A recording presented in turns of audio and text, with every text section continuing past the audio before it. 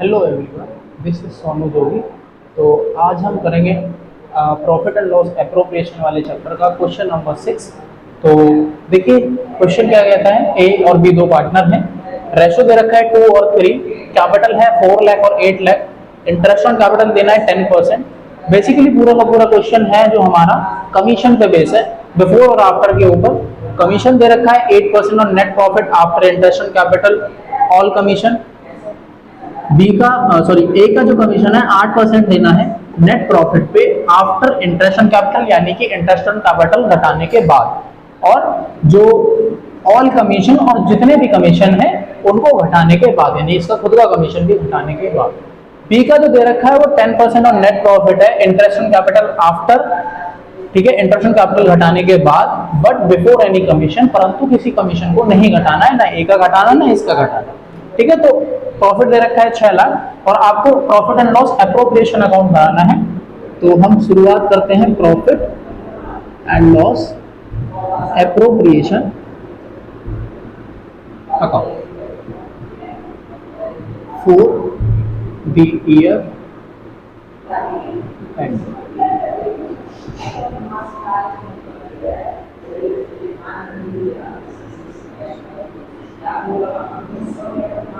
Bye profit and loss account.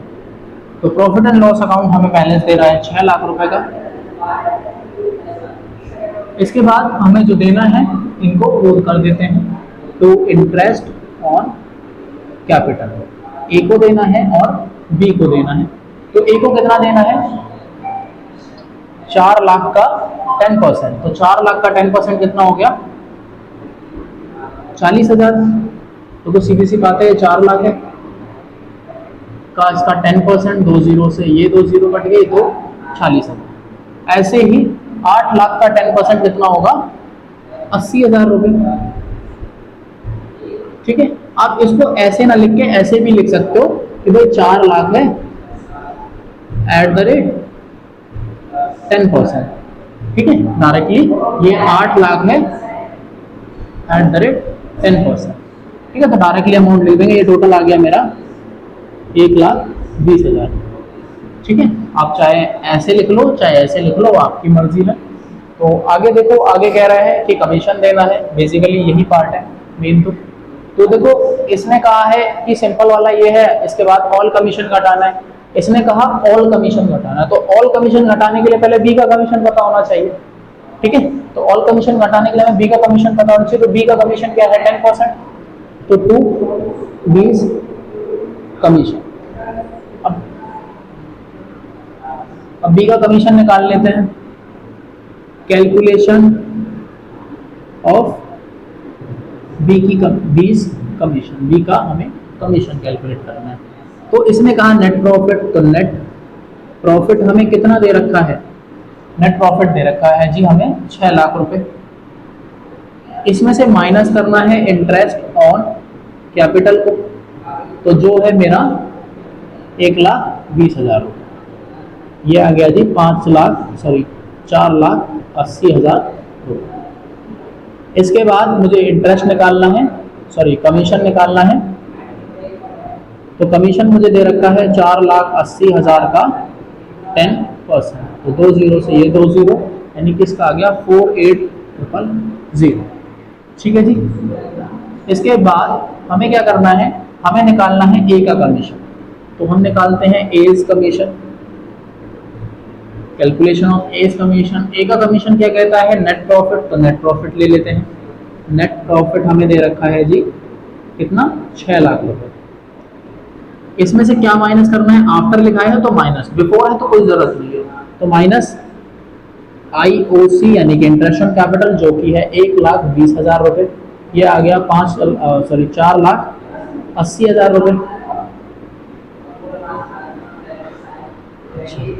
इसके बाद कह रहा है आफ्टर ऑल कमीशन, यानी कि सारे के सारे कमीशन घटाने के बाद, तो हमें बी का भी कमीशन घटाना पड़ेगा और ए का भी। तो 20 कमीशन। बी का कमीशन कितना है, अभी निकाला था 48,000 रुपये। ये आया 0,00,000, ये आया 2, 3 और 4, 4,32,000 रुपये। ठीक है जी। अब ये क्या कह रहा है कि हमें ए का जो कमीशन है, एज कमीशन है, वो क्या है, आफ्टर चार्जिंग ऑल कमीशन। तो 4 लाख जो 32,000 है, इसमें इसका भी घटाना है। तो खुद का कमीशन घटाने के लिए क्या करते हैं कि वही रेट को नीचे जोड़ देते हैं। तो 8% है, तो 100 प्लस में 8 यानी कि 108। ठीक है, 4 से गया ये 2 पे, 4 दूनी 8, 4 सत्ते 28। ठीक है, 27 से इसे भाग कर लो, 27 एकदम 27, 43 में से 27 को घटाओगे तो ये बचेगा 6, हासिल ले लिया इसने 16 2। ठीक है, तो अब इसको मुझे भाग जाएगा ये आपका 27 से कर लेते हैं, 25 छिक्के 150, तो 27 छिक्के जाना चाहिए। 27 गुना में 6, 7 42 का 2 हासिल 4, 6 दूनी 12 और 4 16। ठीक है, तो ये चला गया हमारा 6 पे, तो 16,000 ये आएगा, 16 दूनी 32।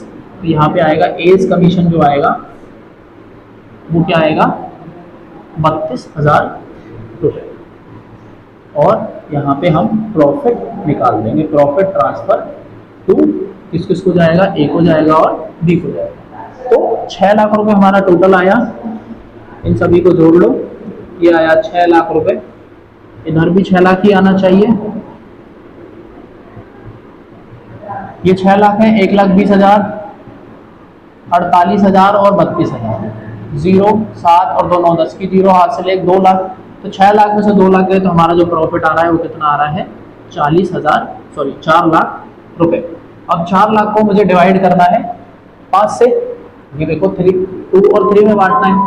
तो मैं क्या करूँगा, 4 लाख को 5 से भाग करेंगे तो 4 पंजे 40, 8 पंजे 40, तो 80,000 आ गया। तो 80 यानी कि 1,60,000 इसका आ गया, और 8 या 24 2,40,000 इसका आ गया। ठीक है, तो इसी के साथ क्वेश्चन खत्म होता है। Thank you, have a good day.